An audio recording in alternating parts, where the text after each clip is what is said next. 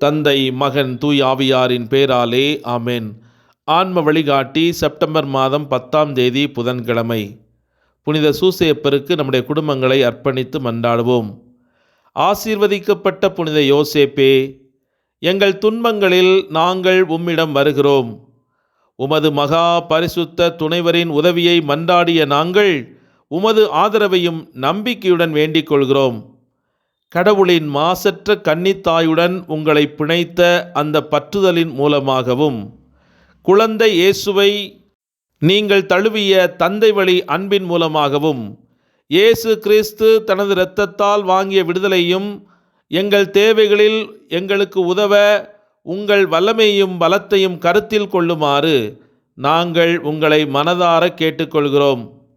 பரிசுத்த குடும்பத்தின் மிகவும் விழிப்புள்ள பாதுகாவலரே, இயேசு கிறிஸ்துவின் தேர்ந்தெடுக்கப்பட்ட குழந்தைகளை பாதுகாக்க ஏற்படுத்தப்பட்ட மிகவும் அன்பான தந்தையே, குற்றம் மற்றும் பாவத் தொற்று நோயையும் எங்களிடமிருந்து விலக்குங்கள்.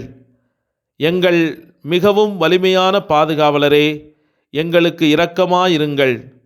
பரலோகத்திலிருந்து இருளின் சக்தியுடன் எங்கள் போராட்டத்தில் எங்களுக்கு உதவுங்கள்.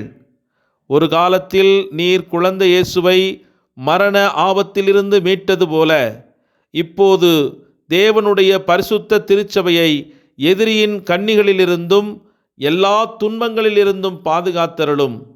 உம்முடைய நிலையான பாதுகாப்பினால் எங்கள் ஒவ்வொருவரையும் காத்தருளும். இதனால் உம்முடைய முன்மாதிரியாலும் உம்முடைய உதவியாலும் நாங்கள் பக்தியுடன் வாழவும், பரிசுத்தத்தில் மரிக்கவும், பரலோகத்தில் நித்திய மகிழ்ச்சியும் பெறவும் முடியும் என்று விசுவசித்து உம்மிடத்தில் ஒப்புக்கொடுத்து மன்றாடுகிறோம். ஆமேன். லூக்கா நற்செய்தி 6ஆம் அதிகாரம் 21வது இறைவார்த்தை. இப்போது பட்டினியாயிருப்போரே, நீங்கள் பேறு பெற்றோர், ஏனெனில் நீங்கள் நிறைவு பெறுவீர்கள். இப்பொழுது அழுது கொண்டிருப்போரே, நீங்கள் பேறு பெற்றோர், ஏனெனில் நீங்கள் சிரித்து மகிழ்வீர்கள். இது கிறிஸ்து வழங்கும் வாழ்வு தரும் நற்செய்தி. கிறிஸ்துவே உமக்கு புகழ். சிந்தனை: வாழ்க்கை என்றால் என்ன என்று அடிக்கடி என்னிடம் கேட்கப்படும் போது நான் எப்போதும் அவர்களிடம் சொல்வேன், வாழ்க்கை என்பது கண்ணீர் பள்ளத்தாக்கு. இது ஒரு கண்ணீர் பள்ளத்தாக்கு என்று கூறும்போது அந்த சொற்றொடர் எனக்கு சால்வே ரெஜினா, கிருபை தயாபத்துக்கு மாதாவாய் இருக்கிற என்ற ஜெபத்திலிருந்து வந்தது. இந்த கண்ணீர் பள்ளத்தாக்கில் எங்கள் பெருமூச்சுகள், துக்கம் மற்றும் அழுகையை உமக்கே அனுப்புகிறோம். இது உண்மையில் நம்மிடம் பேசுகிறது மற்றும் நமது பக்திமிக்க போராட்டங்களை பற்றி பேசுகிறது என்று நான் நினைக்கிறேன். குறிப்பாக நீங்கள் ஒரு கத்தோலிக்கராக இருந்து பரிசுத்தத்தின் பாதையில் உண்மையாகவே பாடுபடுகிறீர்கள் என்றால், உலக வாழ்க்கையை வாழும் மற்றவர்களுக்கு அவர்களின் வாழ்க்கை அநேகமாக உயர்ந்த அலறல் மற்றும் சிரிப்பால் வரையறுக்கப்படுகிறது.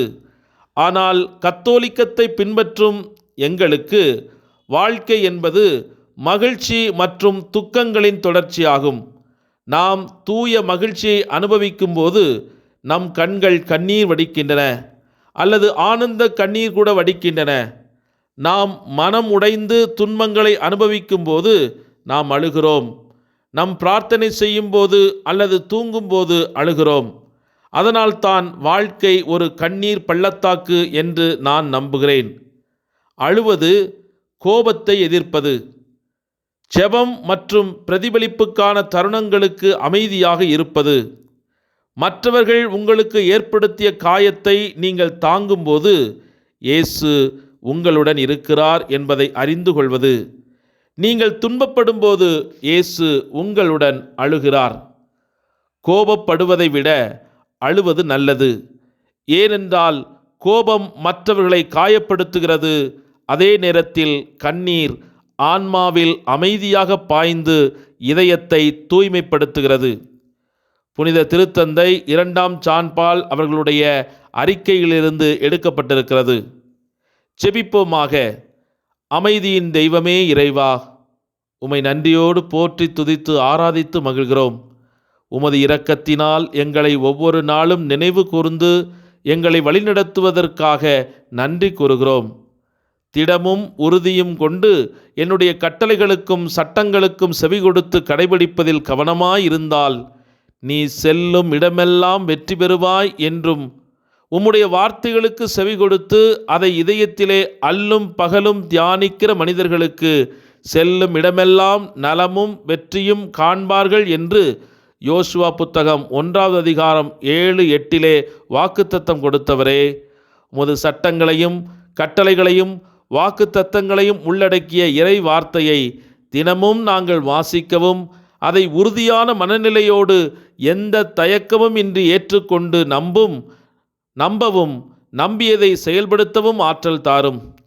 உண்மையாக நேர்மையாக உமது கட்டளைப்படி வாழும்போது வரும் ஏமாற்றங்களையும் தோல்விகளையும் விமர்சனங்களையும் துன்பங்களையும் அச்சமின்றி எதிர்கொள்ள எங்களுக்கு இன்று உமது தூய ஆவியின் வல்லமையை எங்கள் மீது பொழிந்தருளும்.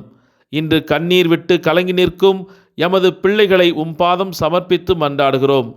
பிள்ளைகளால் கைவிடப்பட்ட சூழ்நிலையில் கடுமையான சொற்களால் காயப்பட்ட மனதோடு கசிந்துருகி கொண்டிருக்கும் உமது பிள்ளைகளின் கண்ணீரை கண்ணோக்கியருளும். தோல்வி, விரக்தி, தனிமை, வேதனை, ஏமாற்றம், பழிச்சொற்கள், கெட்ட வார்த்தைகள், விமர்சனங்கள், தவறான புரிதல்கள் இவற்றால் காயமடைந்திருக்கும் உமது பிள்ளைகளின் இதயத்திற்கு ஆறுதல் தாரும். யாரிடமும் சொல்ல முடியாதபடி தங்களுக்குள்ளே புழுங்கி அழுது கொண்டிருக்கும் உமது பிள்ளைகளின் கண்ணீரை துடைத்து அவர்களுக்கு அமைதியை அளித்தருளும். எங்கள் கண்ணீரை உமது தோற்பைகளில் சேமித்து வைத்திருக்கிறேன், உன்னுடைய ஜெபத்தை கேட்டு பதில் தருவேன் என்று திருப்பாடல் வழியாக பேசிய ஆண்டவரே, இன்று எங்களுடைய கண்ணீரின் ஜெபத்தை கேட்டு எங்கள் வாழ்வை ஆசீர்வதித்து அமைதியும் மகிழ்வும் எமது உள்ளத்திற்கும் இல்லத்திற்கும் வழங்க வேண்டும் என்று இறைவா உம்மிடத்தில் நம்பிக்கையோடு ஒப்புக்கொடுத்து மன்றாடுகிறோம். இவற்றையெல்லாம் எங்கள் ஆண்டவர் இயேசு கிறிஸ்து வழியாக நீர் எங்களுக்கு தந்து எங்களை ஆசீர்வதித்து உயர்த்தப் போவதற்காக நன்றி கூறி இந்த நாளையும் இந்த நாளில் நாங்கள் செய்யப்போகிற அனைத்து காரியங்களையும் உமது கரங்களிலே ஒப்புக்கொடுத்து மன்றாடுகிறோம். எங்கள் ஜீவனுள்ள தந்தையே, ஆமேன். இயேசுவுக்கே புகழ், இயேசுவுக்கே நன்றி. மரியே வாழ்க, இயேசுவின் இரத்தம் ஜெயம்.